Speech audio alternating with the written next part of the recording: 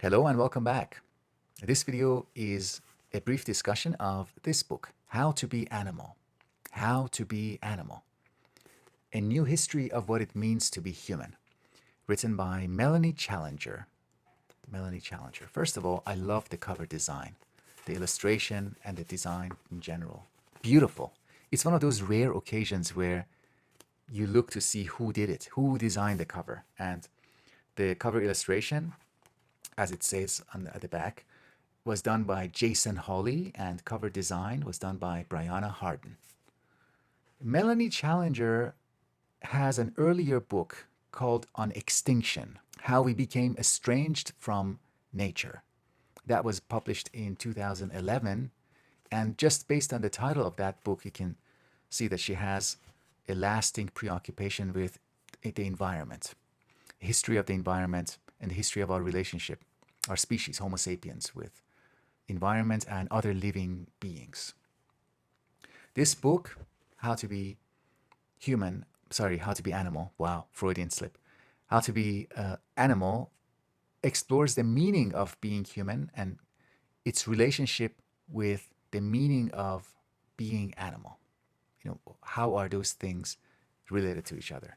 And as I was reading the book, it reminded me a lot of that phrase from Heidegger, the forgetfulness of being, the forgetfulness that is part of our being human. All aspects, many of the core aspects of being, of experience, just recede into the background, and we fail to stay mindful of them.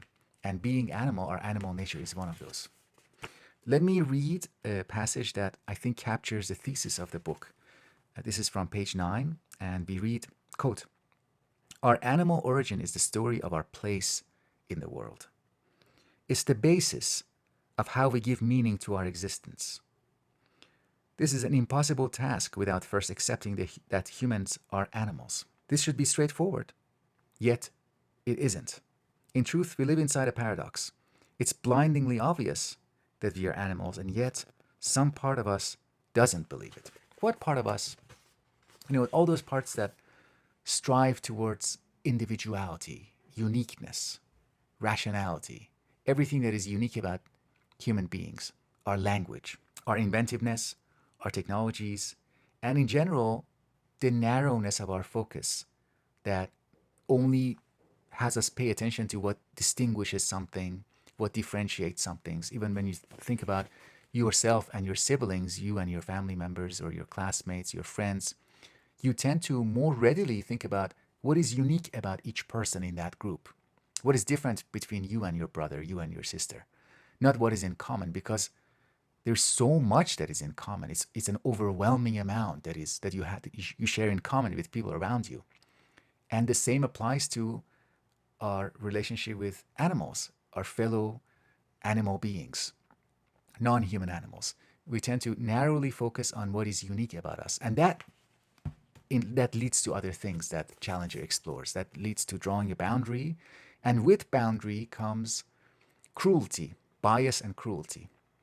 All the ways in which we abuse the environment and the animals who live with us. We use them instrumentally for our needs, for our wants, not even our needs. But in general, a major theme in the book is how we have lost touch with our animal nature and how we have become disconnected as a result from the natural world, leading to a range of psychological, societal, and environmental problems.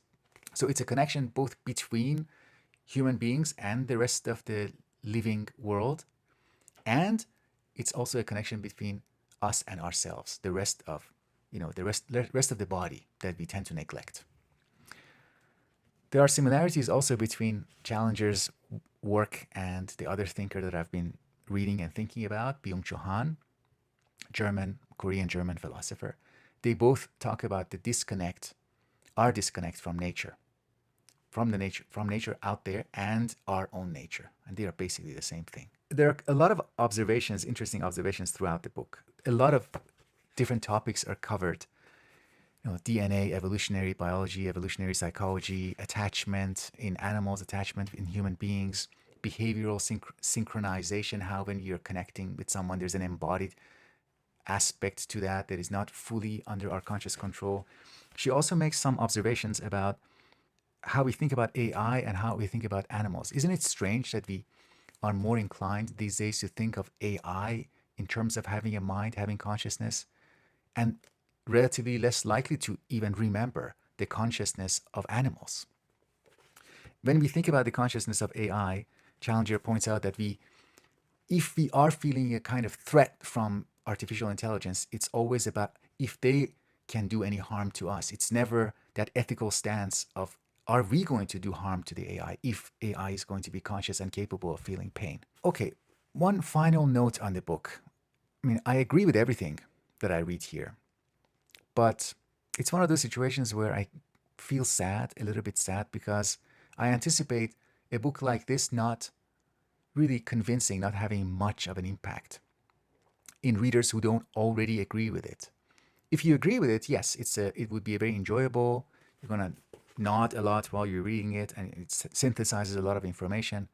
But for people who are forgetful, who have that human-centered bias, who are not inclined to challenge their views on the human-centered worldview, I don't think, first of all, that they are going to pick up this book. And if they do, I don't see this book as having much of a persuasive force in it. It's written in a journalistic style, it's very informational, but the persuasive force, as I said, that is going to convince people is, in my view, not very strong. That's it. That's it for this video.